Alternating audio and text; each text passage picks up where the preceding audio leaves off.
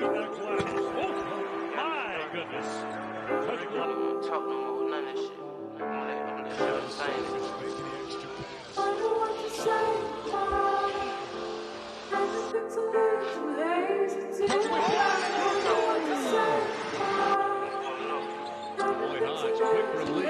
Let's go, hey. Got me started, wrist frames carded, pull up double parking, don't even pay like I'm the owner, my young niggas retarded. Yo, what up, guys? We're on the clock. It's Caleb and Julian back with the, I guess not back. It's the first episode of 6 Month Madness this year. We're hoping to, keep this series and this podcast that me and you will primarily be on with a plethora of guests, hopefully throughout the whole season. How you doing today, Julian? Before we introduce Trevor, he's a familiar face. So, dude, I'm feeling good. Got a lot of research done today in preparation for this. I'm excited to be talking college basketball again, man. It's been so long since we've had this kind of portion where we're gearing up for the season, this is kind of the point last year where you start to see the rosters come together, all the stupid shuffle nonsense is done, everything's kind of locking into place. And in about a month and a half, we're going to start to see some preseason action. Yeah, I mean, we've already seen a good clump of international play, and it's definitely an exciting time. It's our first college basketball podcast, Julian, of the year, and it's our first one that we've done together, honestly, in a long time. So, I'm excited to get it back going. Without further ado, we are joined by the one, the only Trevor Everette from the Two Pointers podcast. We're glad to have you back, Trevor. It's been a minute since the three of us have been on a Zoom call, podcast screen, whatever, break the fourth wall. It's a Zoom call. But it's been a while since we've had you back around us talking hoops. How you been doing? I've been I need prayer, and I need any Red Bull you can send me. It's been a long off season prepping for a lot of different things. This is obviously well involved in that. I was looking forward to seeing what Julian was very witfully going to put on the board behind. I've always looked forward to it. It's kind of the thing I look forward to at the beginning of every pod. I'm like, what's smart? I can't remember if we can't cuss here or not, but what smart thing is going to be on the board behind or not? And ain't no Mountain West higher. And I'm very, very excited to talk about the Mountain West. Super excited. Obviously, Trevor kind of mentioned it there. We're talking about the Mountain West today. If you couldn't tell by the title, I'm also include a little MAAC conversation there at the end, making sure we show some appreciation to some of the smaller conferences. I think we'll frame that conversation in more, we're all kind of draft centric guys. I think when we think about college basketball, especially at these lower conference levels, kind of looking for guys that transfer up, me, Trevor, with all my my deep cuts. So I love the MAAC talk, and I was happy I was able to get you to conform to that conversation, to pity me a little bit, but it should be fun. I think there's some real talent in that conference this year, but we'll start with the Mountain West. I think how we're going to frame these pretty consistently, if you're going to plan on, kind of following us through as we break down all these conferences over the next, couple weeks, and really until the season starts. So really over a month and a half. We're going to kind of start at the top, players wise. We're going to kind of talk through what we did previously in terms of research. We all gathered in a spreadsheet and kind of put in our input on who do we think, would be first team all conference, really just kind of more or less saying the top 10 guys that we think, this guy's going to have a good season, has a potential chance really to be on, either one of these lists. It's really apples to oranges at that point. But I'll start with the two consensus guys that we all had in the first team. And I feel like it's a good starting point with my favorite player in this conference last year was Tyson Dagenhart, the forward for Boise State. Complete basketball player is really kind of my perspective on the guy. I think going into this season, I'd like to see just a little bit more off the dribble stuff. I think if he's going to be a primary scoring option, in the conference, the premier, star player, I think he needs to get a little bit more wiggle off the dribble, but I just loved what I saw from his complete game. Does a little bit of everything, can distribute the ball. He plays kind of the 3-4, can distribute the ball, scores the ball with his back to the basket really well. And I love some of his in-between stuff. Julian, what did you like from Tyson Dagenhart that made you kind of buy in. Me and you are the guys that have him kind of being a player of the year type of player. I'm sure Trevor has him in that conversation with a different guy who I loved that pick though. I bolded it for a reason. That's my guy for sure. But keeping it Tyson related, what do you think, Julian, about Dagenhart entering the year? I mean, you pretty much summed it up. Like the wiggle off the dribble is the only thing he really needs to improve on. The one thing that you didn't mention that I just love about him, makes him so much fun to watch, is just the fire that he plays with. The dude is a lightning rod. The dude is a spark plug. The guy plays like at 100%, going 100%, hype all the time. Like Boise State needs that. Like they are not the most talented team in this conference. And if they are going to make a push to the tournament again, like it's going to be behind Tyson Degenhart. Having a player of the year, maybe the guy that you know the two you really like ends up winning it, but Tyson needs to at least be in the conversation. Yeah, for In them to order be for remotely Boise State to even have successful. a chance. Yeah. In Trevor? Leon Rice's 14 years, there's one thing he's always been, and that's he doesn't play around and he likes guys that play tough. And that's exactly what Degenhart does. And look, Julian took almost every word I had written down. So I'm just going to, I'll give you this. I really like when especially in these conferences like the Mountain West, where, you know, we think of the hierarchy of college basketball and you think ACC, Big 12, Big 10, et cetera. You know, the Mountain West is as tough as it gets when it comes to just every night in conference play. And I think that Boise State's always been up for that challenge, especially recently. I like guys that I can see improve every year, right? So like I see a significant improvement, and obviously we're going from a freshman of the year to what are we going to see from him? Didn't exactly fill up the stat sheet last year, still averaged 14. I really like whenever a guy consistently gets better in almost every area. His personal fouls went down. Obviously, when you have more responsibility, your turnover is going to go up, but they only went up by 0.6, so it wasn't like he drastically was turning the ball over. Rebounded the ball better, more assists. And just overall, just more consistency. I know the three came down from his freshman year. I know he only shot 0.4 more attempts from three, but the 3-point shot went from 42% to 32%. That was about the only area that was concerning. But Boise State as a team, if I remember, they didn't shoot from three super hierarchy in the league anyway. So I really like Degenhart, and I think this was a pretty easy. I figured he was unanimous, which is why I tried to zag a little on the player of the year. Because, I mean, I figured, probably isn't going to actually happen if all three of us pick him, right? Yeah, but I will note with the Dagenhart thing is that he had, like you said, Trevor, is a consistent improver. Especially towards the end of the year, I had him down for the stretch of January 11th to February 11th through 9 games, put up 16.2 points per game on just some of the most efficient basketball that you really could ask for him. 3.5 assist to turnover ratio. 75.5% effective field goal percentage through any 9-game stretch at any point in time is pretty unreal. I like that you brought up the fire stuff. Definitely love his activity on the glass for a guy who, is not the most athletic player that you've ever seen, and definitely not, the biggest power forward-esque type of player that you'd be looking for. But really fun regardless. That is a team that I'm really looking forward to watch because of some of the talent they brought in. I think they had a really underrated freshman class. And obviously they have Max Rice returning. We could talk a little bit more team related stuff later, but I'm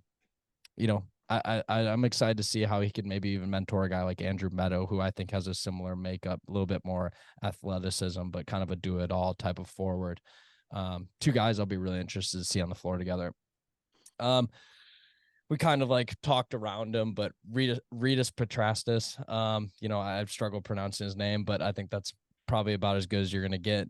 For Air Force, this was a guy as a freshman last year who, I don't know what point in the season was it, but I think midway through the year, there was an argument that he was by far the most underrated freshman in the country, just by a matter of what team and, the opponents he's playing, not a guy who's going to be on television, hardly ever, playing for Air Force, but just a complete player again, very similar conversation to Dagenhart. But I think that when the things that popped to me with Petrastis is his ability to kind of be like a point forward and distribute the ball. And when you're talking about a player who, Trevor has him listed as his, player of the year, I couldn't agree more, because if Air Force is remotely competent, this guy's averaging, 14, 5, and 5 at least. I think his ability that he showed last year as a freshman, the pick and roll at the forward position was really impressive. And I'm, looking to see what type of strides are made in that area, because Air Force is a team that necessarily doesn't have a lot of top end talent.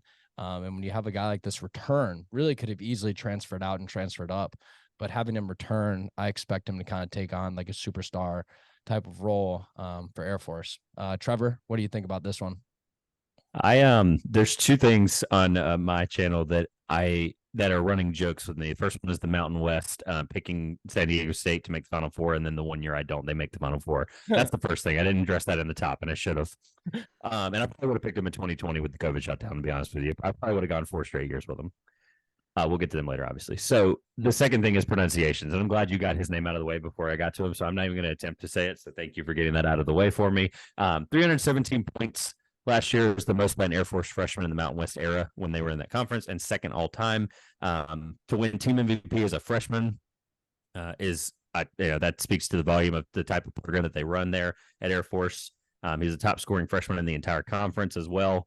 And just, you're talking about complete player. Like, this is somebody that I want, even as a freshman last year, that I want with the ball in my hands, right? I want to see that reliable scoring. And you mentioned like the kind of jump in responsibility. I think the team's gonna be a lot better. I don't want to jump ahead to what I have as a sleeper, but like the team's gonna be better than they were last year. I think that was just an anomaly in a strong conference, and I think his play is going to be huge for that.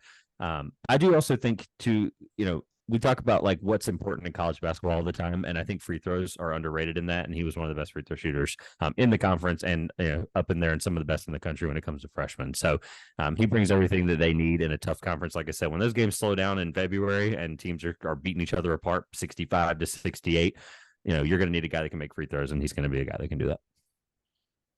Julian? Yeah, I just love how well he moves at that size, man. Like, there's a lot of forwards in the NBA. I'm not going to throw his name out there yet because I don't want to, get everyone going crazy that I said Regis Petrides should be a second-round pick. But I also completely just butchered his name. I'm sorry. But for a guy who's able to move that well and be a focal point of your offense for a team like Air Force, like, I think so here's the thing. In my player of the year, if we're doing this discussion, I think Dagenhart can have slightly less impact and still Boise State can be really, really good. Regis has to like dominate. Look, Air Force is better than they were last year, but so is a lot of the Mountain West. And I think like it's really there's going to be a lot of load on his shoulders to kind of will his way through games, whether it's setting guys up, hitting big shots, going to the line late in games. Like, Regis, I think, based on if you're doing this from like an MVP conversation where everyone loves to say like whoever is in the MVP conversation needs to have literally no one around them to win the MVP, like Regis is like your top 10. Mm-hmm. But I think it's kind of a matter of like how far can Air Force go with him? And I don't know the answer to that question, but he's a guy I'd be willing to bet on this year as a guy who could take them deep in a conference tournament in the Mountain West. Yeah, I couldn't agree more. And I think Trevor can make a case here for you have him listed as your dark horse team. What things need to go right for Air Force, likely Regis related, for them to kind of be a dark horse contender? In my eyes, that's a team that can make a push in that conference tournament. I don't think that they're going to have the consistency across the whole season, knock off the UNLVs, the San Diego States, inevitably the Boise States, but there's definitely a path for them there with a great player like that can lead you in any game, really. Yeah, and when I looked at the thing as a dark horse, I more so just wanted to throw out a team that I knew that we weren't going to talk about as much, and I figured even with the player of the year pick, we wouldn't talk about Air Force as much, but they're 5 consistently best contributors are all returners. 3 juniors and 2 sophomores, one of them being Redis, and Ethan Taylor's another guy that Air Force I really like. He had the first ever triple double in Air Force history last year, which I thought was interesting, from a 6'5" guard who plays just like that weird in between mid range game, especially for the way they run. Had 14, 10, and 10 last year. He's gonna be a junior, right? Ethan Taylor's a junior. Yep. I don't think there's any perfect answer for what they need to do right. They just need to play the same way they played last year. They played really, really well down the stretch. the Mountain West, when I say dark horse, I'm not sitting here saying they're going to finish third in the conference, right? I'm not saying San Diego State blank and blank, right? Air Force is going to be right there. I think though, you get a guy when you have a premier player like Redis and you get into a Mountain West tournament where you've played for 3.5 months and you're beat up and you're tired and you have to play somebody like them, like no one's going to want to see Air Force in the, quarterfinals of the Mountain West tournament. So when I say dark horse, they'll probably finish, somewhere. I mean, I know that there's a team last year that kind of had a similar, I kind of see them on the same trajectory as San Jose State. I kind of, I put that down in my notes as like last year, that was kind of the team I wrote exactly down. San Jose State had the, second most wins in school history last year. They were fifth in the conference. I think they can make that kind of tier jump. Yeah, I agree. And I think you made a great point again with, when you have a player like that in a big game that matters, it's win or go home. There's not many players in the conference I think you want on your team more than Redis. I think Dagenhart's the only guy that comes to mind where I'd want him over Redis, but it's definitely a debate. One guy for them I am looking out for that you didn't mention, I don't know if he was involved in your sophomores, but Corbin Green is a guy 6'5" forward who I'm looking at as a guy who can kind of do a little bit of everything next year. And I'm looking forward to seeing what type of jumps he makes. He's a consistent 3-ball away from being a guy who can start for a long time at a program. I think he won a Mountain West Player of the Week last year. So my only fear is just they're consistent big man. I know that, their best lineup, quote unquote, put together by Bartorfik, 6'4", 6'5", 6'5", 6'7", 6'7". So somebody they need. I know they have a big man, but like they need somebody that they can throw in and like keep together with some of the big men we're going to talk about in just a few minutes. That would be, I guess, if I had to zag a little. Rim protection. They really need protection. It's the scoring for me that I think needs to improve. Like if Corbin Green takes a step shooting the ball, they need to surround Redis with guys who can shoot the three and just be one of those teams that like they play really good defense. They're 86th in the country defensively last year.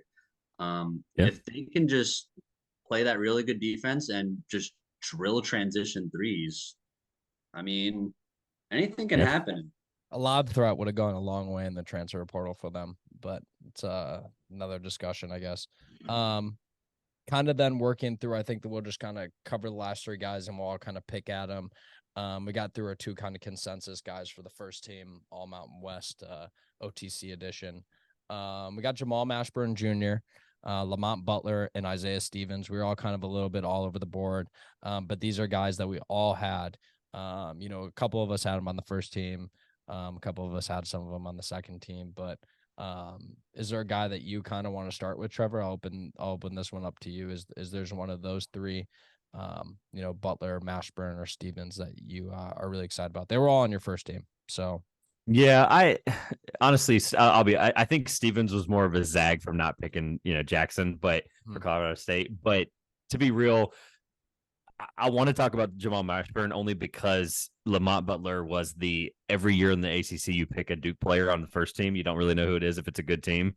This year, I think it's Filipowski probably, right? Or Proctor. This is kind of my, like, somebody on San Diego State's got to make the first team. And I was like, well, it's Lamont Butler. They're all probably going to be, within a contention of one of those two teams. Look, if I like Jamal Mashburn Jr. as much as I liked his dad, I think I'm going to have a great time watching him. I've enjoyed him in his college career so far.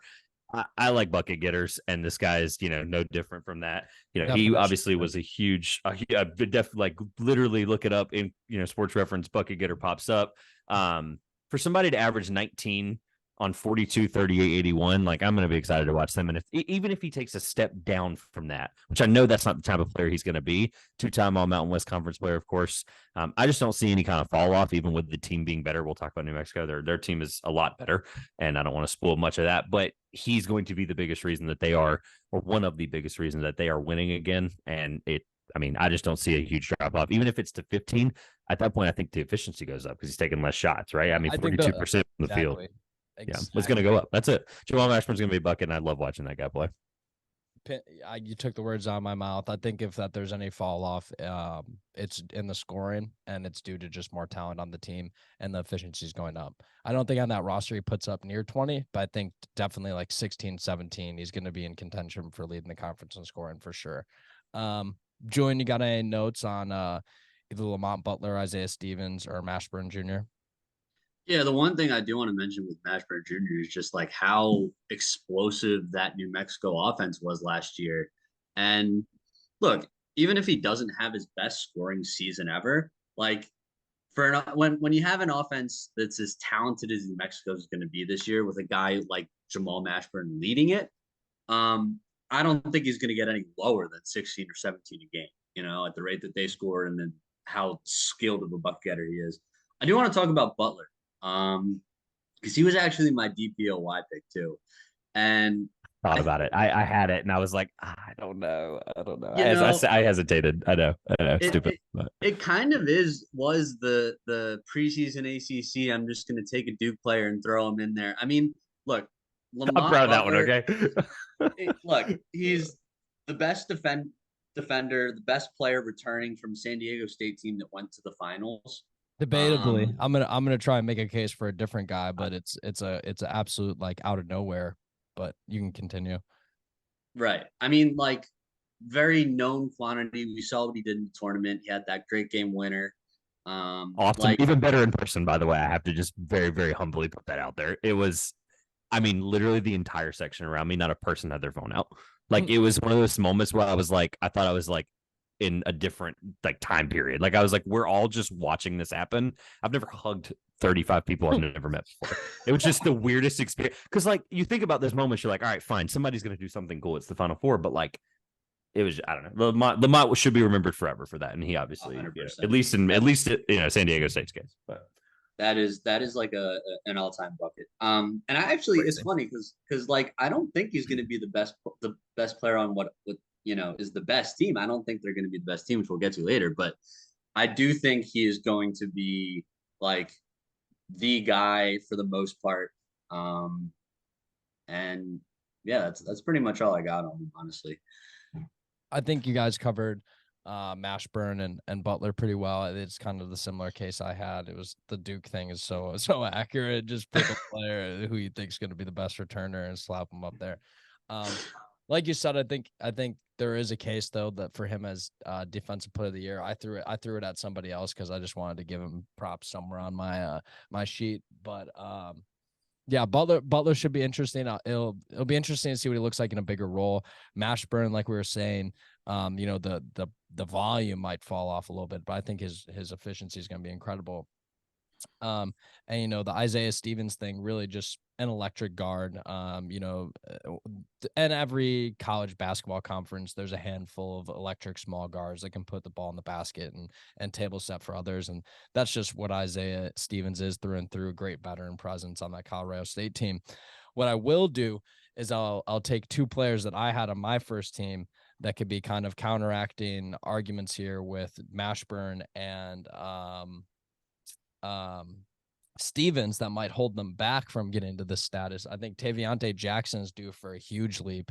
Had an incredible freshman season. And I'm looking forward to seeing how he adds to his game. Really, mostly got it done in the fast break. The shooting consistency wasn't really there. Just more of a head down, score first type of guard. So I'd like to see him add to his playmaking, see him to add to his jumper. But a player that definitely should be noted going into the season.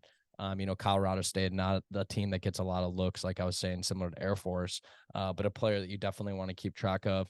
And then Jalen House. I think that he deserves major props. Back-to-back years scoring 16.9 points per game. And extreme consistency. Him and Mashburn have been staples of that New Mexico program for the last couple of years.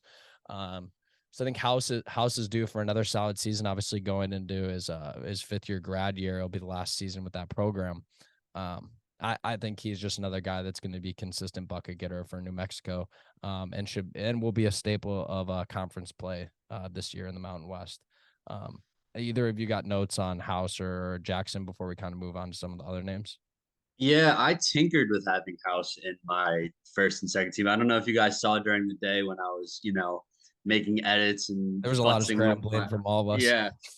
I mean, I really like Jalen House. I really do. And I was thinking about that like backcourt tandem and how just I love that backcourt tandem, especially from a scoring perspective.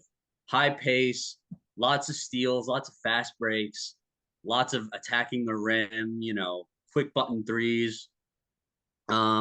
I just think that New Mexico has other guys that I think will rise to the occasion a little bit more consistently in certain areas on both ends of the floor than Jalen House will. Um, and I think, look, great player, a little bit undersized though. And they've got a couple really good forwards on that New Mexico team that we'll probably get into at some point that I think are gonna have a bit more of an impact. In lieu of spoiling later, I'll take 15 to 30 seconds of what I would have said about either of these two guys, and I mentioned Jamal Mashburn Sr. earlier. I'm just going to give him some props for a second. I brought it up just as a joke, but then I looked at it while you guys were talking about somebody I wanted to hold dots on till later. The dude was only a one-time All-Star and one-time All-NBA, but he averaged almost 20 a game in his NBA career. He had multiple seasons over 20, like 5 to 7 seasons over 20 points per game. So just a bucket getter. As an NBA guy partially as well, I had to give Joel Masters Sr. some props here instead of using my airtime for something else. So I thought that was interesting. You guys were talking about it, and I'm like, dude, he was insane. Like, I'm just kind of like looking at him like, I'm going to close that now so I don't go down a rabbit hole. But he was so good. Sure. He was also in a weird era, late 90s, early 2000s. I get it. But I love the NBA blood that still runs through New Mexico this year. I think it's a very neat anecdote. It is just underrated, and I'll get into it throughout the whole season. People will hear me all of a sudden pull like, oh, this guy is in this conference. He's the son of who? All season, I've definitely been trying to keep tabs on small little anecdotes like that. But yeah. Kind of moving away from that conversation towards some of the other guys that, maybe we all didn't have or only one or two of us had. But I think that we should start with Mustafa Amzil for New Mexico, who I had for a moment as my top transfer, but I flipped it. Julian has him as his top transfer. This is a guy that both of us really, really like as a transfer from Dayton, and kind of a do-it-all forward. Has honestly just like great dexterity for somebody who's 6'9". Did a little bit of everything. The highest rated transfer coming into the Mountain West this year, according to 24/7 Sports. So he does have that to his name, kind of being the most highly touted guy. That was a college player coming into the conference. But Julian, what made you kind of lean on this as being your number one transfer guy that you want to look at? Look, there were a couple of definitely other options, but I think that he really elevates this New Mexico team. I think the way that he's able to space the floor, provide kind of like, because we're talking about Mashburn and House, who are both pretty small guards. Amzil provides a lot of size for this team and versatility in ways that like they probably haven't really had before. He spaces the floor really well, which goes with their like high flying, high powered offense. And I think he's going to just make them, he's a floor raiser for them, I think. I think there's a couple of other guys that we're going to talk about that may be more talented. I just have him as my top transfer because I think that the level that he can bring New Mexico to is what makes him so impactful. And I think he was underutilized at Dayton, to be honest. He kind of fell in the shadows behind guys like Holmes and Kamara, and everyone loved Mike Sheriff. Like, Amzil was kind of like the fifth starter on that team, but he's better than go. He still averaged the third most points per game, which is even crazier to think. Like, just to be this, like, I just have to say, I misspoke. He wasn't the highest rated transfer coming in here. I thought he was. Waters, of course. I really thought he was. I must have seen that Dixon wrong. Waters for San Diego State. Coming out we're gonna get to him later, I think. Later for at sure. least I had him. I don't know if I had him written down in the spreadsheet, but I have him written down somewhere. So yeah, he's definitely a talking point for when we get to San Diego State for sure. But I didn't mean to interrupt, but I concur with just everything Julian says. An absolute floor raiser. I think the two transfers and we'll talk about another one that we brought in who I have a really fun nickname for, but they just built a really good team around those two guards. And I think that's the overarching point. Trevor, did you have anything to add about Amzil?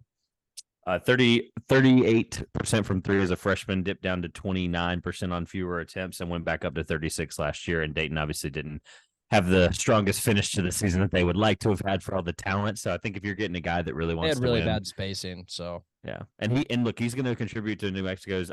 He wasn't their problem which is the best part about this. I think he'll be just the perfect plug and play for, like you said, the way they built the guards. So, and Julian took the words out of my mouth. I was like, one of the biggest, just like being able to fill a void that they needed. And I was like, whatever, it is what it is. Or whatever you said that was close. Rod Lucas, a guy from Nevada that I haven't watched a ton, but a plus size guard who can really shoot it. I kind of like what he brings to the table for a Nevada team that's pretty talent dry this year, but has like a lot of stability across the board. In my opinion, a lot of really high quality returners. I don't know. Do any of you guys have anything on Gerard? Like, I think he's a relatively underrated player in this conference. And he's been relatively underrated for the last couple of years. I flirted with his teammate Blackshear a little bit, but I have not. I haven't watched enough. I haven't watched enough of Gerard Lucas to really. They're going to be good. They'll be. I went with, and those two names that you just, Lucas and Blackshear, are going to be huge reasons why they're going to be great in the backcourt. Nevada's just been so fun the last couple of years now that those two won't be any different. And I think with my second team, I don't try to zag, but like I try to find reasons why guys, because it's not always going to be the most talented players that make it. It's always going to be guys that fill the void and opportunity. And my entire second team is guys that are filling void and opportunity. So I was like, let's just see what happens. And I think some of these guys are gonna fill that void well. So that's why I was like, I flirted with all the same names. Like as y'all saw, we were tinkering all afternoon with this beautiful green, yellow, orange, and white spreadsheet. And looking through the colors, I realized I'm like, I had a couple guys here and there. And now looking at it and seeing, like, understanding what the color coordination is, I can see why I have the blank spots that I do. And I can understand why you guys would fill in with Blackshear and with some others we haven't mentioned yet. But no, I think that there's some names. We obviously mentioned Blackshear there, but I before I give like my major deep cut, like this player could come in and be the best player in this entire conference, depending on the type of jump he makes. Is there anyone off your list, Trevor? You definitely went a little, like you said, you just zagged a little bit on the rest of yours. The names that I really liked, I like the Darius Brown ad. I think that's a very notable, underrated transfer coming over from Montana State that I really like. But I mean, we'll talk about him later on for some other stuff. But Nelly, one Patino to another, Junior Joseph. Do you have anything that you want to add about him? I think it's ironic. I don't know if this is on purpose or not, but these two conferences we're going to touch on, I don't know how much of the MAAC we'll get to, but like, they're connected. I mean, the MAAC and the MAAC, and I guess they're not anymore technically because Patino's no longer at Iona, but I put down Nelly Junior Joseph, and I also have him for another award, so I'll save the stuff for later. I'll give two guys a shout out. You mentioned Darius Brown. Isaiah Pope's definitely the weirdest one of them all, but I think the opportunity I mentioned, like he's going to be more than likely the primary scorer for Fresno State and coming over from Utah Tech for a few years. The two guys I'll highlight, I like Alvaro Cardenas. I always say names like that horribly. I mentioned San Jose State last year as a team that had a huge turnaround. Obviously, that was on the back of Amari Moore, understandably, but their second leading scorer returning. And as long as they can fill, I know losing your 17 point per game best player is always going to an NBA caliber player, I might add. 100%. I think I had him in the late 60s. We were on a pod where we talked about him. I know. I can't remember where I put him. I can't remember where I put him at the final at the end of the year, but it was in my top 75 regardless. I had him around there too. He was definitely a early, like deep cut two-way guy that I'm happy for him. Milwaukee Buck. He came all the way to me. He knew I was around, that I'd always keep him in high regard. So, but assuming his teammate Alvaro gets the opportunity, then I think he'll be good for San Jose State. I do think they take a step down, but the other guy, a guy I saw a ton last year. I live less than a mile from Campbell University's gym, so I was telling Julian earlier today. Jay Powell, I mean, a guy that put up a consistent 12 and a half and 6.9 rebounds last year on 58, 33, 73. And that 33 is probably a little generous. And I think they were shooting the ball a lot more than they should have at Campbell. And he was probably one of those guys, but he shot almost 60% from the field last year on almost 13 points per game. I mean, that's somebody you're going to come in and bring for San Diego State. That's just super consistent and almost feel that, not the defender that Nathan Mensah is, but just that kind of void where you just need him to be consistent and you need him to make a basket and need him to be a good defender. I saw him a ton, like I said, last year. I think he's a really, really talented player. And I'll give Jay Powell some credit there. Facts. Jay Powell's dope.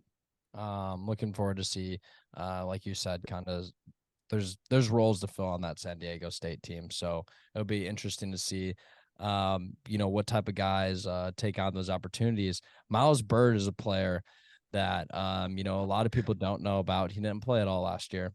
Sat out, but a 6'7" guard from California, that can do some really interesting things with the basketball. Can put the ball on the floor really well. Obviously listed at guard at 6'7", has that plus size. So like I'd say not like a superstar caliber athlete, but definitely towards the top tier of this conference. And I think he'll be probably one of the surprises for sure. I think that he's going to fill, that kind of Matt Bradley type of high volume, end of clock shooter for the touches that he'll get towards the middle of the year is kind of what I expect. I think we'll see some early flashes of just kind of what type of things he can do shooting off the dribble. A lot in high school was something that I liked a lot, but I don't like making like hypothesizing about players' play styles when they haven't played for a whole season. I don't know what type of wrinkles and stuff he's added to his game, but just a player that I've heard amples about from people that work very close to him, that he's been working on his game a lot, and we definitely should keep an eye out for him.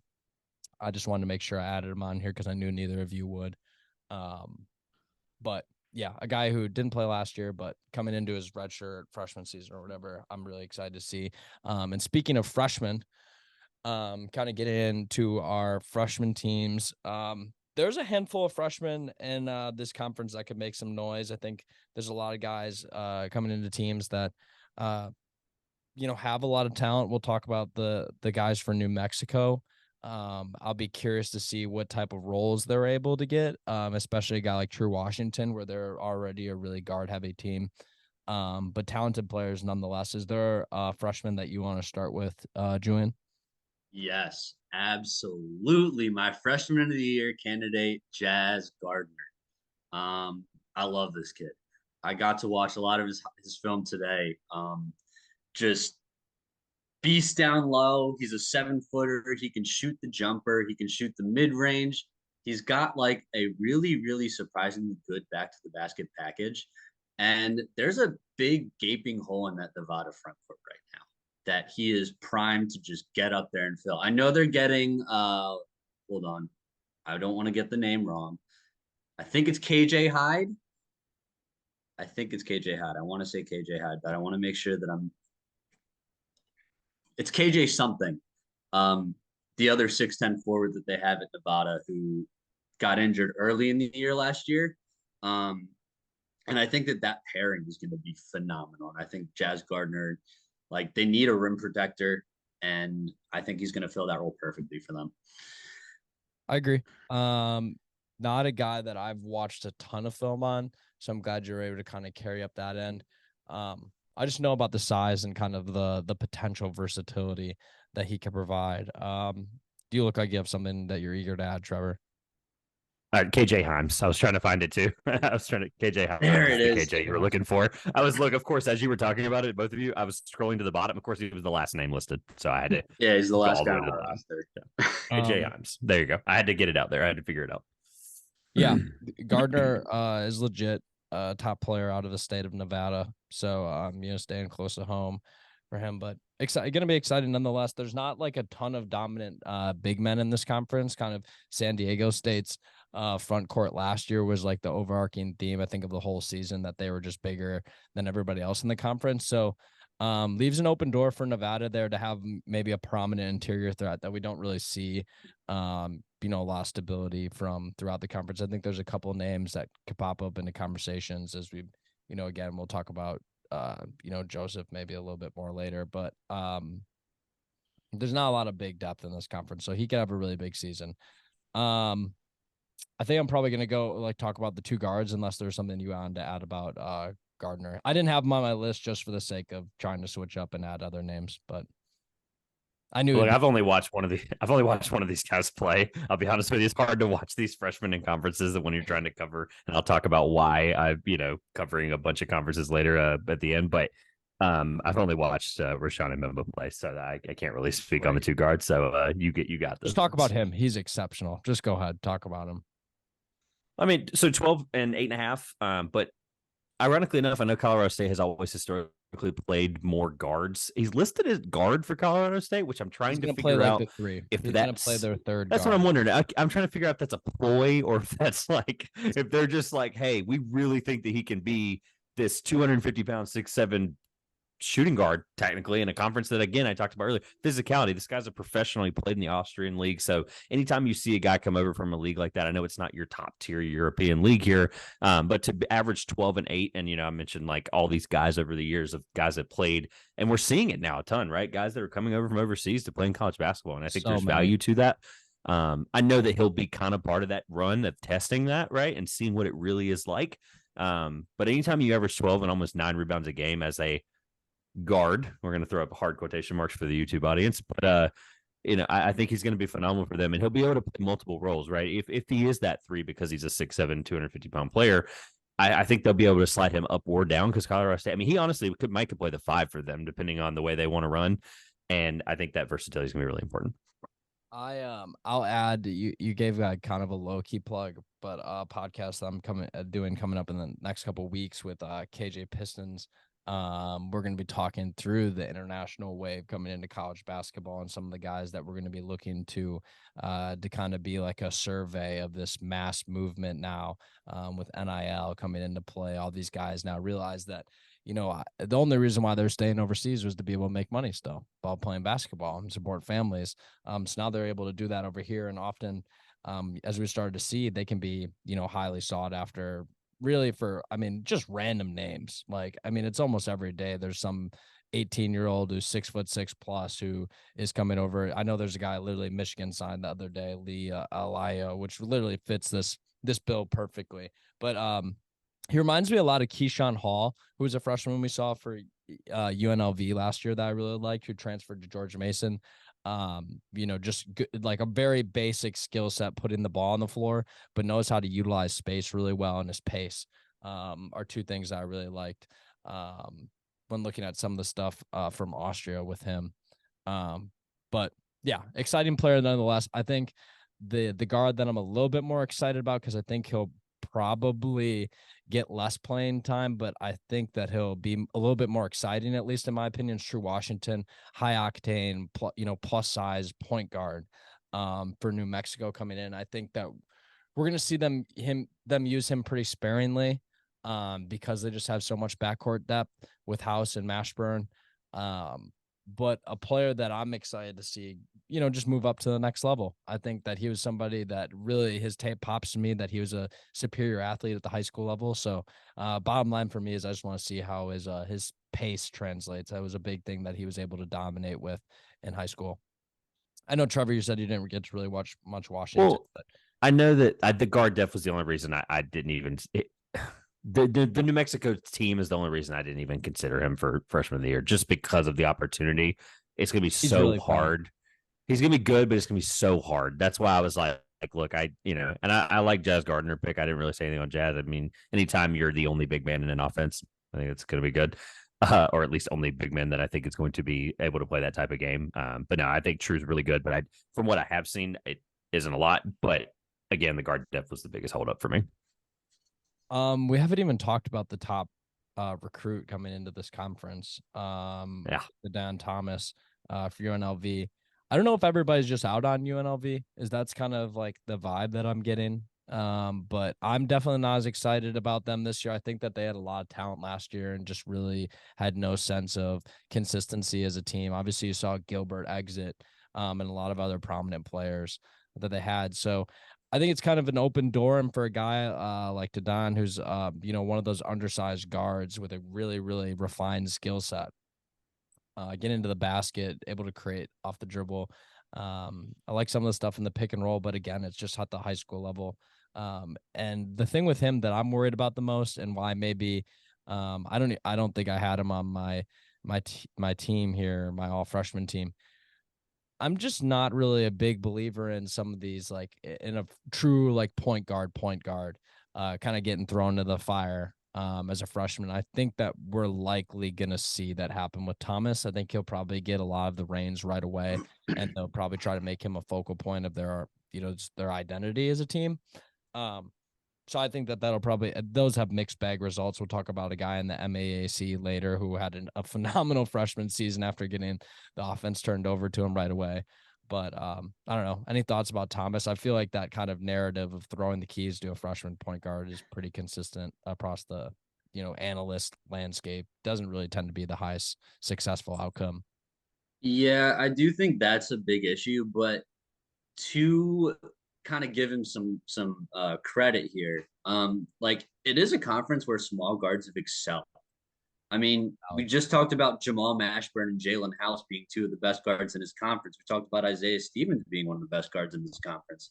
All undersized guards. So I think, like, yes, this UNLV team is probably not going to be very good. And, like, yes, he's going to have to work out the kinks. But, like, he's super talented. And I think that they're going to kind of give him the opportunity to work out the kinks. And like I said, like there's kind of a model for him to go off here in this Mountain West with so many other small guards, being some of the best guards in this conference. I think that's a really encouraging sign that kind of made me consider him on my freshman team. Not as a freshman of the year candidate. Well, he can just buy like the talent. He's got exceptional talent. I mean, there's a reason why I was ranked the 34th player in the country. And when you watch his game, he plays, well above his years. And I think that fits along with the case that you're making. I just still think the high reps as a freshman on ball just rarely turn out extremely well, especially when you're talking about a guy who they're literally probably going to ask to run the whole offense next year. That's what I would assume going into the beginning of the year, that we're going to watch a UNLV team that's probably going to run the show through this kid. So I'll add this only because I don't think we're kind of talking about UNLV again the rest of the show, probably just based on the rest of the notes. But I really do believe in Kevin Kruger, and I think this is probably a year. This is more UNLV geared than it is the freshman, but getting in a guy who's the number one, recruit going into the conference, at least by 24/7 Sports rankings. UNLV still was 19-13 last year, 7-11 in conference. They were the first team. So if you look at like the way I tiered them for the season and for the magazine I'll talk about later, San Diego State, Boise State, Utah State, Nevada, San Jose State, and New Mexico all made a postseason berth of some kind. UNLV was the first team off of that list that did not make any kind of, so I mentioned like NIT, CBI, and obviously the NCAA tournament. So UNLV, by their standards, historically, obviously didn't have a great year last year, but this year 3 of Kevin Kruger, for those who don't know, his father led them to 3 straight NCAA tournaments and then a 4th a couple of years later, early in the mid 2000s. So the Kruger bloodline is good at UNLV, and I think that this is kind of this like, almost this like a bubble going to burst eventually moment for them, getting a guy like him. If they keep him for multiple years, I think that's going to be something where if they have a few more wins, maybe they win a few big games in conference against some of the Titans of the conference, Boise State, Utah State, et cetera. Maybe that's something that is going to be almost a building block. So, I mean, yes, they're going to have a bad year, but getting the number 1 recruit with a guy like Kevin Kruger, I think this is something that, especially in the transfer portal era, they've got a couple of grads, one from Oklahoma, one from Oklahoma State. So I don't see why this can't be a building block year for UNLV. They're going to be bad. Let me just be upfront about that. They're going to be worse, but I think this is going to be huge, huge for their long-term future. Yeah, I couldn't agree more. I think they added in some other good pieces with Brooklyn Hits and Jacob Barnaby. Barnaby is a little underrated.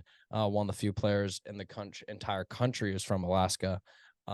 Just a fun little anecdote. But both relatively well-ranked guys as well. Obviously, rankings only go so far. I've watched a little bit of Barnaby, undersized big, who I think will be interesting to see how he fits. Like you said, I mean, these are program builders, pieces that you're bringing in. I don't really think that there's much talent there besides the young guys that'll be there next year. I think that they'll try to win in the portal next year to add to, kind of the uprising talent that we're talking about now. Pivoting the conversation to, the last couple of freshmen. I had mentioned Meadow before. I think he'll be an interesting player to see come in, kind of more of a definitely when you look at him, when you watch him play, you don't expect him to be the type of player he is. Not at all. A high flyer, kind of vertical spacer who has a, really stable 3-ball. I just like him as a really solid counter piece alongside a guy like Degenhart, who's going to get a lot of those touches. but a good player that I'm excited to watch develop. I think he'll be definitely somebody that we'll see around at Boise State for a couple years. And then we got the last of the Toppins with JT Toppin. Trevor, you totally reminded me today when you're editing this spreadsheet that he was a freshman this year. I always kind of, for some reason, don't think that they're all that closely aged, but they are. I thought he was a next year guy until I had to look back again at like my major scouting doc. He's kind of fits the similar Toppin mold that we've seen with Jacob and Obi, the plus size forward who has great length and kind of the things we mentioned about with Meadow with the vertical spacing and the ability to impact the game and the fast break. Is there anything about Toppin that I didn't just mention that you think should be a narrative around him for Mexico? Obviously, he's a forward, so we don't really have to talk much about, the impact of their backcourt depth on his opportunities, but kind of what's your case there? He'll play enough that they're going to use him in really interesting spots, especially in fast break. And I don't think he'll play out the gate. But I think he's got the mold that they need, like you mentioned, the guard depth. So, I think that he'll have an opportunity. That's really all I would add. I think he'll have a good opportunity. I think this is a really good spot for him, especially with a good coach as well. Yeah. Got a little distracted for a second. But I agree. I don't think that he'll play that much right away, but still a notable name nonetheless. Another name that I had was Miles Hyde for San Diego State. An interesting player. Another one of these like undersized bigs I've been kind of getting infatuated with at 6'9". Can put the ball in his hands, scores at the back to the basket. Really good rebounder, underrated. And I think he'll sneak up on people over the course of the season, especially depending on how some of their bigs play. Obviously, we were talking about before a good bit of departure in that position group. But I mean, they also brought in Magoon Gwath out of Texas, who I'm excited to see. And then they also have DeMarshe Johnson returning. So I think those are really the three bigs that will be competing. I think it will be a platoon. So that's kind of my case there for him being a player that's notable. I don't know. We can kind of wrap up with like the three major categories. I think we've covered a lot of bases as player wise, but talking about the teams, we've kind of covered the recruiting classes over with that last one. But before we get to like kind of the team to beat, the dark horse type of conversation, top transfers. I mean, do we want to have any more conversation about Junior Joseph? Otherwise, I can talk about Nigel Burris. We talked about Amzo for a bit at the beginning. I'll throw in this about Junior Joseph. I know that rated wise, you looked it up and it was I had it right. Reese Dixon Waters is the top. You mentioned the joke about Patino, right? Like, you're getting a guy like that from Patino, but there's a reason, right? I mean, he's going to share information about a guy that's really, really important. Mm-hmm. And I think that what he brings, I don't know if we had talked about defensive player of the year yet. That's also who I had there as a top transfer. So kind of bundling that choice together. Couple things that I wrote down that were important. Obviously, for Iona, they were a very good team last year. They were the only team, fun fact for those that didn't know this, only team that had a lead on UConn in the first half in the NCAA tournament. So that has to matter for a team that literally never got a huge lead ever again like that. They were up by over 10 at one point. But anyway, so Joseph at 15 points per game last year, or 14.9, I'm rounding up, but almost 10 rebounds. 1.5 blocks, 1.2 steals. It's a guy that you're going to be able to plug in right away. I know the offense is fast. Led the MAAC in blocks. One of the fastest. I know they're going to run a fast offense in New Mexico. He's going to be really important for when they slow it down and anchor a defensive big. And 55% from the field. I don't even care if he shot 62% from the free throw line. I know what I'm getting with him. I know I'm getting something where Rick is telling Richard exactly what I'm getting from a guy like this. I think that's important in the grand scheme of this context. And I think he moves really well for 6'9", 230. So I think he's just going to be awesome in New Mexico. I think the more I talk about this and do this pod, I think the more I'm as we're doing this, I'm going to start sliding New Mexico up higher than I thought. And I think it's going to help me in the grand context of this conference. Probably. I would agree. I had, kind of pivoting that conversation. I mean, we had San Diego State kind of as this like team to beat idea. And I think it falls more on the back of last year than really this year. Obviously it's hard to take a team that wasn't a Power Five, the typical you'd mentioned at the beginning, at the start, like, not your typical Power Five viewed conference, but I think this is one of the best. I consider it like a high major conferences in the country, kind of lump it into the conversation with the A10, the WCC. But I don't know. I think Julian might be on point with this one. I think after this conversation we've had, I see a lot of glaring evidence that New Mexico is the team to beat this year. But I think that you still have to San Diego State's going to get, like I said, Miles Bird at the top. They have guys that are in that program. They are the most prominent program in this conference for a reason. I think that they'll find players to fill roles that they need. But New Mexico, at the end of the day, I mean, they're stacked to the gills. Yeah, look, I was the one person out of the three of us who mentioned that I have Mexico as not just like a dark horse, but like my team to beat.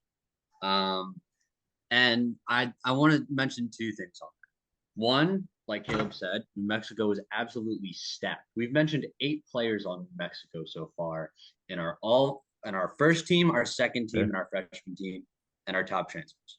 8, right? Fair. The other thing that I think is even more important is Nathaniel Mensah, and Matt Bradley were a massive, massive part of San Diego State. And I don't think that can like be just replaced off the bat just like that. Mensah was one of the best defensive players in the country last year, anchoring what was pretty much the best defense in the tournament. Mm-hmm. And Thanks. Bradley was like, when they needed a bucket, they just gave the ball to Matt Bradley and let him do whatever he wanted to do. Matt Bradley contested mid-range jumpers, baby. Yeah. And like, sure, like they have guys on the team that can come in and fill those kinds of roles, but I think it's going to take a year or two for those guys to be as effective as those two guys that just left were. And I think like if it was next year, sure, like let's put San Diego State in the forefront. They'll probably have a lot of guys returning from, a team that was very, very good and is probably going to go to the tournament again this year. I just think like this year, New Mexico is like too talented to not win this conference.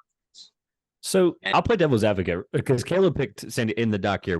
Caleb and I both have San Diego State, and I'm curious if it's for different reasons. And you laid out a really good case on why it shouldn't be. And I thought you were going to honestly go down more. I thought you were going to give me some stat you had written down because you were like rubbing your hands together. Yeah, I was like, what about New Mexico am I not hearing? But no, here's the way I thought of it, right? We think team to beat, right? And I kind of tie this into my coach of the year to kind of put a bow on my I think that's everything that I had really written down because we had talked about Air Force earlier. So kind of putting a bow on the way I feel about the Mountain West. San Diego State's obviously a huge part of that. I put Brian Dutcher as coach of the year because, you mentioned I mentioned jump last year, San Jose State, and they won, he won Miles, I think is his name, coach of the year. And, that's obviously the easy pick when you see a team that you think is going to make a jump, which is why you both have Patina. But if they can lose their 2 best players, arguably, and still be the best team in the conference and still make a run in the tournament, why can't Dutcher win the coach of the year? And why can't San Diego State be the team to beat? That's the way I thought of it. And I know losing those 2 guys is really important, but they're also bringing back some guys as well. And I had a few of them written down here from last year's team. They're losing Matt Bradley, you mentioned. They're bringing back Darian Trammell. We talked about Jay Powell. They're getting back, or they're getting into the transfer. I mentioned briefly Reese Dixon Waters, who's apparently the highest rated transfer coming out of USC. Really, really good player for them there. But to get Lamont Mulder back, to get Micah Parrish back, who I almost had, I think I might have seen, I almost had him written down for DPOI. Some really good on-ball defensive stats there in synergy. It blew my mind. And then just to see that, why can't Dutcher do the same thing he did last year? Now, obviously, I'm not talking about tournament, making the Final Four here, or championship game, I guess, right? But I'm referring to why can't they be that consistent program, right? They want to be. Why can't they jump up to the Pac-12, which apparently is now a dead thing to say? But why can't they jump up into a bigger conference, right? Why can't they be a team? I mean, Gonzaga are major dark horses to replace UCLA. Always. This is the tier of college basketball that they want to be in. They want to be able to say, "Hey, we're dogs, and this is how you have to do it. You have to win year after year." Dutcher, as we know from all the stories from last year, comes from a great lineage of coaching, and he's obviously built to be the leader of that program and pretty standout guy. I love Dutcher to death, but. All in all, I think why can't they do it? I guess is my question, which is why I had him for coach of the year and for also team to beat. I don't know if that was your thinking, maybe because we both had that as well, but I don't know if that was definitely along the same lines. This is where I was going to mention Dixon Waters and kind of the same frame that you did. Is there's going to be guys to fill roles that were left. I don't think they have. I think Julian raised the best point on probably this podcast is the Mensah loss. is so Gotta love that guy. big. I mean, he was the reason why I honestly enjoyed watching their team last year, is watching him move around and be a focal point of a defense. I didn't really see many big men in the country that willing to put their body on the line to really like resemble what it looks like, is he wanted to use defense to win championships at the end of the day.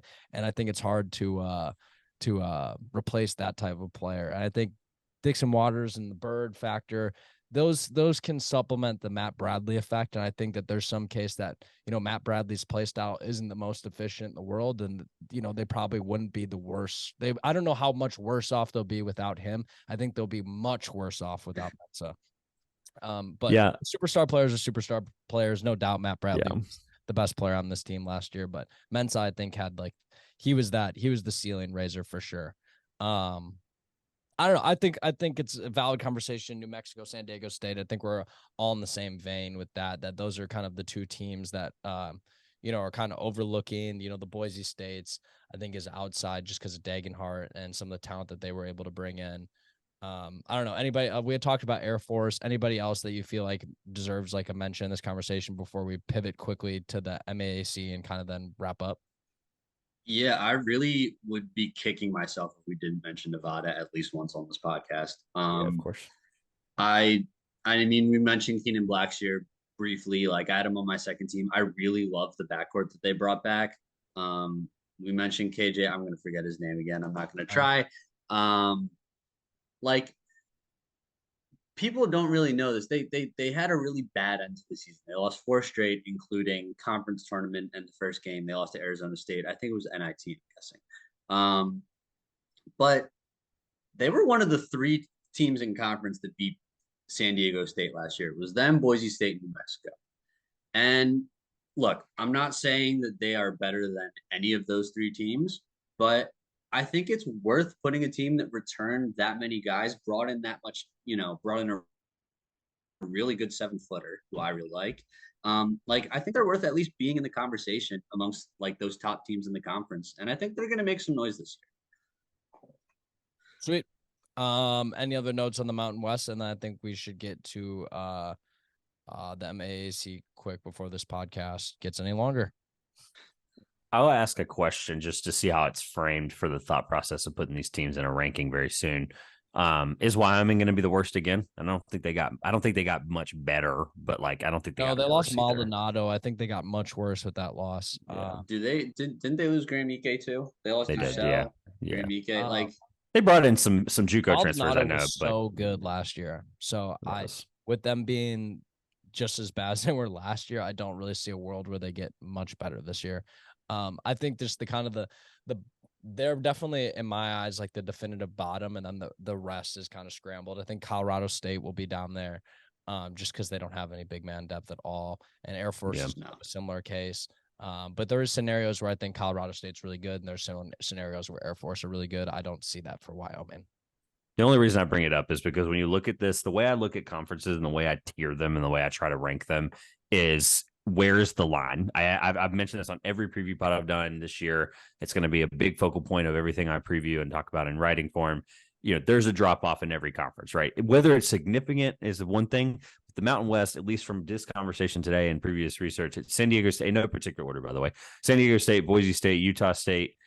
They were 26-9 last year, and we barely mentioned them today, right? We mentioned a couple of guys. I had Brown, the second from their, second team there, but Nevada. I love Julian Burris. I guess I could give him some love before we wrap up, but I don't know. I like Burris a lot for Utah State. I think bringing him in from Idaho was, in my opinion, again, another one of these guys that was one of the, widely most underrated freshmen in the country. Hyper efficient, long defender. I have him picked as my, kind of dark horse defensive player of the year, just because I like the Junior Joseph pick so much. I think he'll probably win it. But I wanted to give love to him because I think if there's a player in this conference that I think could be a draft pick that maybe people aren't looking at, Burris. I think he has a skill set that is very similar to that, obviously not half the player that he is, but very similar to Taylor Hendricks, where it's kind of that plus size forward that can play the 3-4 and small ball 5, slide out, play defense on the perimeter, protect the paint when at the point of attack. Love is the point of attack defense. is really underrated with him last year. I think one of those like tiny niche scouting points. So if you're looking for some Utah State games to watch, they're definitely not as entertaining as they were last year with Ashworth and Funk. Right. But, Yep. Burris brings definitely a watchability quality to that team, and I'm excited to see what Brown I mentioned before. Great ad. I think he'll fill that Ashworth role to some extent. But Burris will be the guy that I'll be seeing if he can put the ball on the floor a little bit and produce kind of like similarly to Funk, they might not be as bad of a fall off as you think when you lose two players that are one guy went to Creighton and the other guy went to the NBA and got signed to an Exhibit 10. So I mean, when you're losing two guys that are NBA caliber ish players, it's tough. But Burris and the tier thing, just to finally wrap that up, right? I think the tier drop off will be less extreme this year. I think is kind of my overarching point. San Diego State, Boise State, Utah State, Nevada. I would say San Jose State until I see otherwise. New Mexico, as we mentioned, again, no particular order here. I think UNLV is not going to be 19-13 and 7-11 in conference. I think they're going to be worse. We established that. Colorado State's up there. I could see Fresno State having a good couple, games here in conference stretch. And I mentioned a couple of key contributors there. I really think the drop off, like this conference that we mentioned earlier, kind of overarching point that they got better, right? And I think there's going to be, and Air Force, right, finished second to last year, and I've had them as a dark horse this year, right? So it's like, there's really, I think it's going to be Wyoming and everyone else. I really do. Like looking at it as a totality here, based off last year's record. Like I just don't know. There's not, other than Wyoming, there's not a team that I'm like you mentioned earlier. Colorado State has all these scenarios, but like I just don't know who's like someone has to suck, right? Like eventually the math has to add up, right? The math has to math, and I just don't know what's going to happen. And maybe it's UNLV, maybe I'm crazy there, but I don't know. It's going to be really hard to rank those bottom tier teams eventually. UNLV could be really, really bad. I hope not, but they probably are. They're probably going to be the second worst team. I hope so for program's sake always. That I wish no ill will on any team.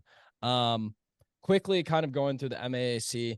I think if each one of us kind of talk through two names that we brought forth that we kind of want to highlight, and then we'll kind of wrap it up. This is a relatively top heavy. I do want to mention one thing that I think it's so funny how you guys had Weza Panzo on your top teams. I really do hope you guys have a absolute blast watching him only shoot 3-pointers this year. He's the most specifically utilized player in the entire country last year. He shoots 46% from 3. Yeah, but if you looked at his jump shot, have you seen it? It's ridiculous. You showed me his jump shot very early in the season. It's horrendous. Horrendous jumper. But it goes in. He puts ball in hoop. So I thought that was a really neat note. I could not bring myself to put a player like that on any freaking list that I'll ever make. But I love it though.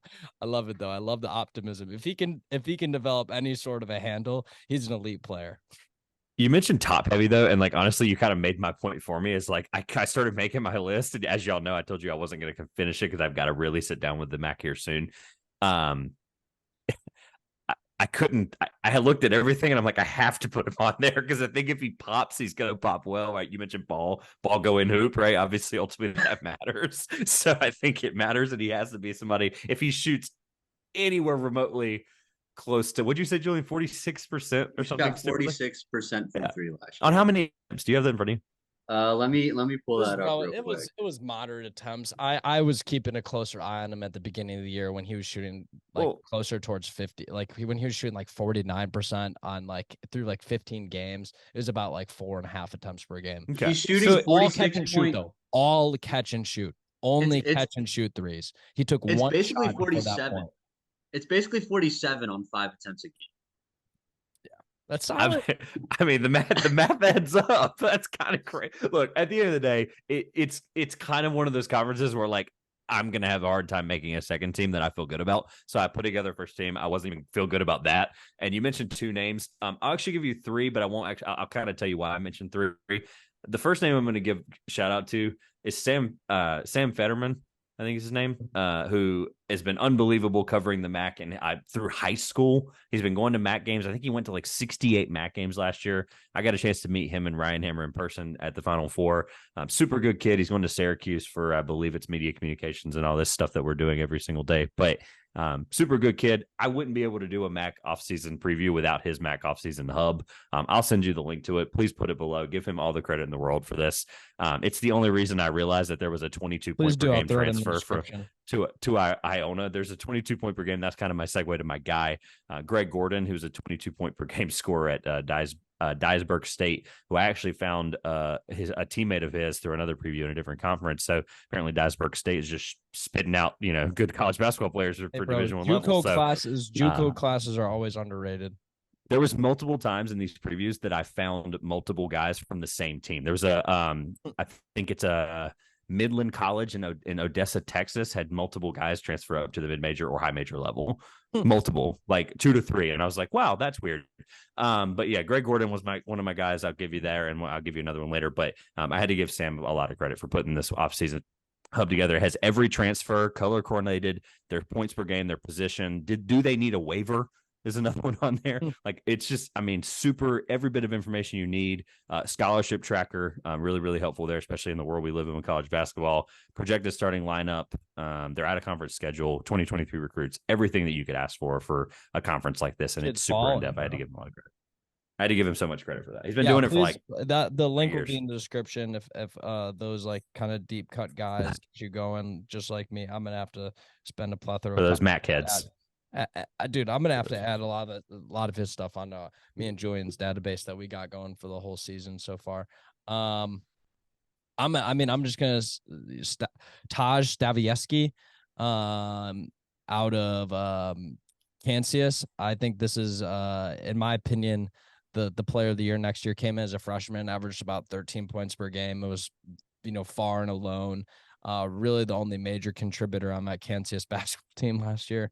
But undersized guard, but a lot of fun to watch play. Another one of these guys that just kind of can turn into a bucket getter at any moment. Was far and above the best player, the freshman in that conference last year. So I'm just looking forward to see him continue to add to his game. Caleb Fields for Fairfield is another name that I want to throw some love at. You kind of in the similar vein. You're your typical kind of do it all guard, bucket getter. I think that those type of guys go a long way in some of these smaller conferences, but I don't know. Those are kind of the two guys off the top of my head, like that are at the top that I'm looking forward to watching again this year. Fields was a guy that I caught on to late, and Stavieski was like a really early guy for me. Bolink out of Quinnipiac, I didn't really watch much of him, and Mervyn James didn't really watch much of him, but they're both names that I heard throughout. Before I turn it over to Julian, though, Leach for Fairfield, another great guy. Vavers for Quinnipiac, a really fun freshman. Smith for Siena, really fun freshman, and Ziegler for St. Peter's, all really, really fun freshmen. But I think the major sleeper is say Dow Traore for Manhattan. So if you had a notebook down, just take down some of those names. I think they're players that I'm going to be watching to start the year, especially with the freshmen. Going to be guys that I'm going to be watching to see where they're at. All right, I got a few names on there. So one, I'm going to just start it off nice and easy. We got a 7-footer at Niagara, Harlan Obioha. I got to watch a bit of him play. He's not like the world's craziest mobile, active. He's just a 7-foot guy who blocks shot, put ball in hoop, real tall. Good rebounder, bro. Big dude. Yeah, he's big. I mean, I don't really think there's another 7-footer in this conference. So if he develops literally any post repertoire at all, like he could average a double-double, like very easily, and like could easily be the defensive player of the year because he's 7 foot tall and no one can get the paint. There's not a lot of size in this conference, so it's super valid. There's no. not. I was looking people around. laugh at that and they're like, "Wow, what a low quality basketball take," but you'd be surprised. Well, I do want to mention. It's true though. There's no height in this conference, which is why I want to mention a 6'11" freshman going to Ryder, Mustafa Sano. Let's go. Julian's been doing his homework with me this year. I love it. Yeah, dude. He's talented, man. Crazy ups, attacks off the dribble. Super elite athlete for 6'11". Yeah. They got two elite. Well, the other kid that's an elite athlete who I was watching a bit of as well is Ife West Ingram out of my hometown, well, technically not my hometown, the hometown over, but out of Abington Friends, another kid who can shoot the ball and just like jump out of the gym at Mhm. 6'6". Both really, really fun players for Ryder. They're Who, by the way, was the second best team in the conference last year. yeah, they added some talent.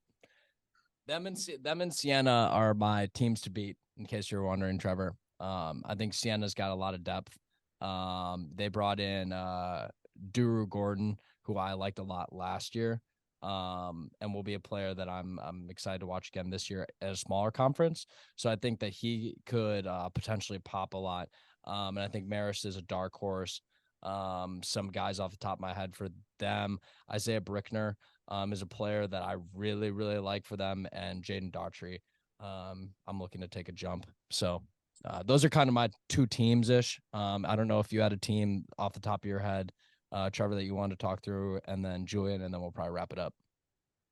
Iona and Ryder. That's why I'm glad Julian said the Ryder point, and that was kind of my segue to my second guy, TJ Weeks Jr. Transfer out of I had it in front of me. Transfer out of UMass. Didn't average a ton, across the board for UMass. They weren't exactly the most let's say good team in the A10, but I will say that he was a consistent guard for them.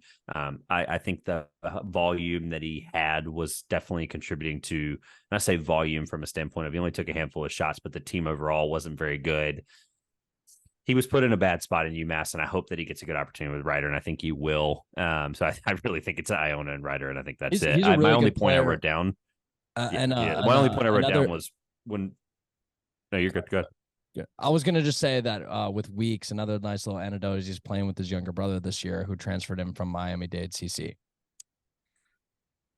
Oh, yeah. No, okay. I'm glad you said that because I had that written down for their roster. Fun. They're gonna be really interesting to watch that dynamic. I don't think the younger brother will play him very much, but it's still cute. This is just my only point from the MAAC. This is not a discredit to Tobin Anderson anyway, who's an unbelievable dude, but when Rick Pitino left the MAAC, the national spotlight left with him. I think the MAAC is going to probably see a humongous dip. And well, I mean, look, the MAAC kids, also known as crackheads, right? MAAC kid, crackhead. I had to figure out the best way to make that funny. But the MAAC kids, they're going to love this conference through and through. They're going to be whatever, right? It is what it is. But let's be real. When Rick Pitino's not in a conference, and he was in a conference before, the conference loses its beauty and its. I'm not going to go any further because I think you might have to cut whatever if it goes down a rabbit hole about Rick Pitino. But the MAAC's going to be fun, but I don't think it's going to be as talented consistently. I think that was kind of my problem, and I think that's where I landed with it. And the Rick Pitino point was just a way to land that point. There's not a lot in the MAAC. I think that whichever team comes out of the MAAC is going to be a 15 or 16 seed and get their ass handed to them in the first round of the NCAA tournament, unfortunately. But I will say that with the MAAC, the one thing that I want to be kind of the main point about and why I want to talk about them and why I was glad Trevor brought them to the table as a team as a conference he's pretty familiar with. It's a lot of young talent. I think that there's a lot of really, really young guys in this conference that are opportunity away from being really high quality transfer up players for other teams that we're talking about next year. And I think it's never too early. Get out a notebook, write some of those damn names down that we just talked about. You're not going to hear them anywhere else. Go check out. I'm sorry, I'm so bad with names. What was his first name again? That made the Sam Fetterman. Sam Fetterman. Go check out Sam's. I'm going to leave it looks like a Google Drive. I'm going to leave it in our Google Doc. I'm going to leave it in the description. Go do your homework. These guys actually matter. When we're talking about what makes or breaks winning college basketball in the long term. The players that we're talking about in the transfer portal that everybody's talking about how crazy it is, they have to come from somewhere. So why not this conference and why not know about them before everybody else? That's kind of my soapbox on why to cover small conferences. But any other notes from you guys before we wrap up here? I got some phone calls to make. You mentioned the tier. I mentioned the tier thing earlier. Iona, Ryder, Quinnipiac, God bless America, I can't pronounce things. Siena, and then there's your tier. Niagara, Manhattan, Fairfield, Mount St. Mary's, Canisius, St. Peter's, Marist, all below that tier. I think it's a pretty large chunk this year. I love Niagara. Don't hate, man. We'll bump them up. That's fine. I mean, 16 7-footer, baby, 7-footer. Yeah, true. That Marist is still a dark horse. I see. So, I think this was a pretty good pod, guys. Any other notes that we want to talk about? Trevor, do you have anything you want to plug? I know that you have something big that you wanted to talk about before we wrap up here.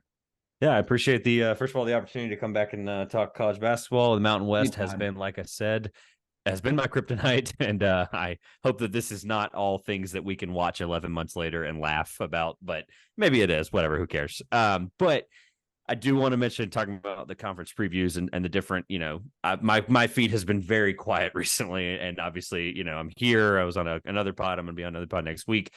It's all for a purpose. The College Basketball Magazine for everything college basketball will be coming out shortly. Actually, exactly from the day we're recording this. I know you said it's going out in a few days, but we're recording it on 9/11, which, first of all, I want to say 22 years of that sad, tragic event. Thoughts and prayers to everybody involved in that. But coming out exactly a month from today on October 11th, you can get a college basketball magazine that covers all 362 teams, including all of these MAAC teams that, I'm sorry, we poured dirt on Niagara and a few others, but they're going to be in there. They're going to have a 250 to 750 word preview of some kind.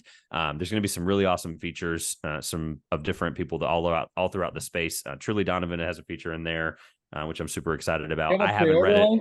You have I'll have that linked for you as well. We're super excited. The pre-order will end on October 1st. It will go up to the full price for the rest of the time the magazine is out. But yeah, like I said, super excited to have some previews in there. Like I said, Truly Donovan, Curry Hicks Sage, some really great people in the college basketball space.